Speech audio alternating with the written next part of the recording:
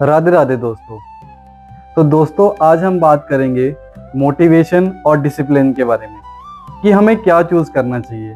क्या डिसिप्लिन रहना चाहिए कि हमें मोटिवेशन के थ्रू अपना जीवन व्यतीत करना चाहिए। तो दोस्तों ये भी ना मैं आपको एक कथा के माध्यम से ही समझाऊंगा।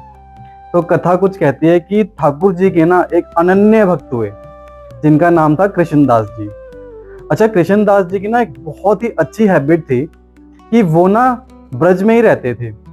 वो ना अपने हाथों से फूलों की माला बनाते और वो फूलों की माला ना वो दिन के पहले पहर में ही ठाकुर जी को चढ़ा के आते थे। ये उनकी दिनचर्या का एक पार्ट था। तो उनकी भक्ति इतनी अच्छी थी ना, इतनी अच्छी।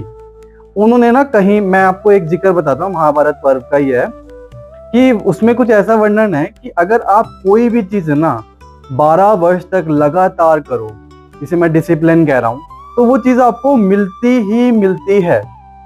तो उन्होंने भी ना यही पर्व को सुना और ये अपने आप से प्रॉमिस कर लिया और ठाकुर जी से प्रॉमिस कर लिया कि ठाकुर, मैं तुझे 12 वर्ष प्रत्येक दिन अपने हाथ से बनी हुई माला चढ़ाऊंगा और ठीक 12 साल बाद 13वें साल के पहले दिन, पहले पहर तुझे मेरे घर आना होगा और मेरे हाथ का बना भोजन पाना होगा। तो ऐसा ना कृष्णदास जी ने ना हर रोज किया, हर वर्ष किया, एक भी दिन है ना वो चूके नहीं। अपने मुख पे उनका नाम, कन्हैया का नाम, अपनी माला में पहनाते हुए भाव और बहुत खुशी से कि भाई मैं अपने ठाकुर जी को ये माला पहना रहा हूं और ये पूरे 12 वर्ष करूंगा और 12 साल बाद मेरा ठाकुर मुझे दर्शन देगा। ऐसे करते करते बहुत समय बीत गया। उन पे बहुत विघ्न, कठिनाइयां आई, बहुत कुछ आया, बट उन्होंने अपनी इस कसम को ना तोड़ा नहीं। कहीं से भी, कैसी भी, चाहे आंधी आए, चाहे तूफान आए, चाहे कुछ आए, चाहे दरिद्रता आई उनके ऊपर, चाहे कैसा भी संकट आया ना, उन्होंने ना अपना ये काम नहीं छोड़ा। वो हर रोज अपनी फूलों की माला बना, चाहे उनको बाग में कैसे ही जाना पड़ता, वो जाते, फूल तोड़ते, माला बनाते और कृष्ण को पहना के आते। ऐसे करते करते ना दोस्तों 12 वर्ष बीत गए, 12 वर्ष। और जब आखिरी दिन वो कृष्ण जी को माला पहना रहे थे ना, तो उनको इतना हर्षोल्लास था ना कि कल ठाकुर तुम्हें मेरे घर आना है। अब मैंने अपनी प्रतिज्ञा को पूरा किया है, पूरा 12 साल हो गए हैं, कल तुम्हें मेरे घर आना है। अच्छा, कृष्णदास जी इतने खुश कि वो सोए ही नहीं। क्यों नहीं सोए? क्योंकि वो ठाकुर जी के ना 56 भोग बनाने में लग गए, रात भर लगे हैं किचन में, ये बना वो बना, मेरा ठाकुर आएगा, मैं उसके लिए ये मिष्ठान बना दूं, ये बना दूं, वो बना दूं। करते करते करते ना वो बनाते बनाते कब सोए और सवेरे सवेरे उठ गए। उन्होंने सब थाली परोसी और सब कुछ अपने घर में सजा दिया कि मेरा ठाकुर आज आएगा।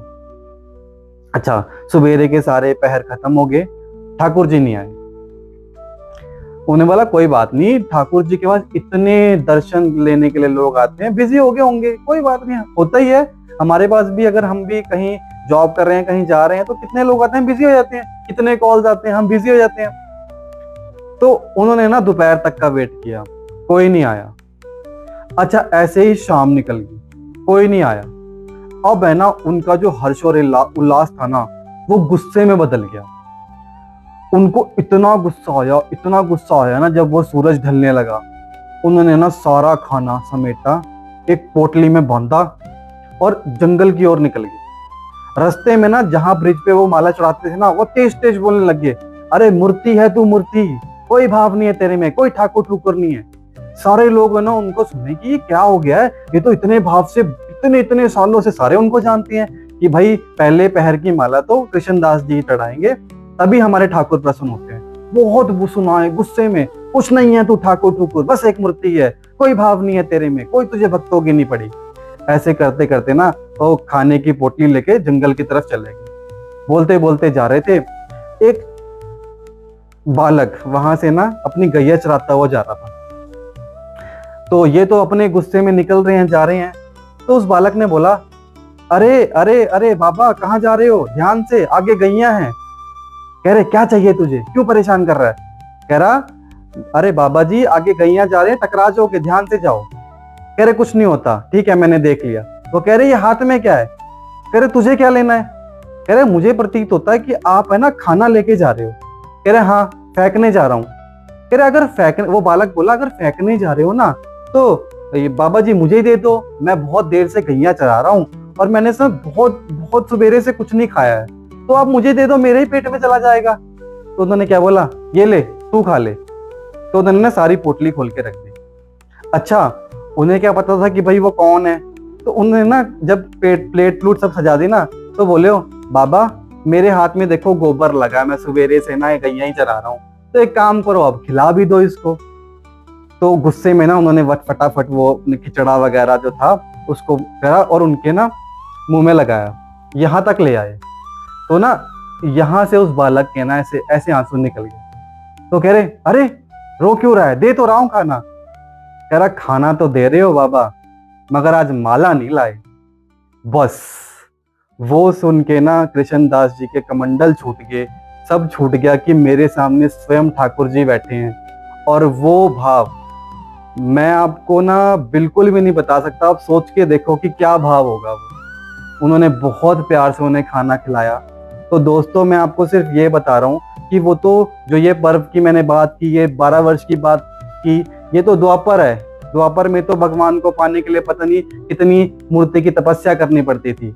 हम तो कलयुग में जी रहे हैं, यहाँ कलयुग केवल नाम आधार, तो यहाँ तो नाम से ही भगवान आ जाते हैं। मैं आपको सिर्फ इतना कहता हूँ, आप एक बार, इतने वर्ष नहीं, बस 3 महीने के लिए ही ना अपनी लाइफ में डिसिप्लिन किसी चीज का लाके देखो, चाहे सवेरे उठने का, चाहे हरि नाम का, चाहे प्राणायाम का, ये चेंज लाके देखो।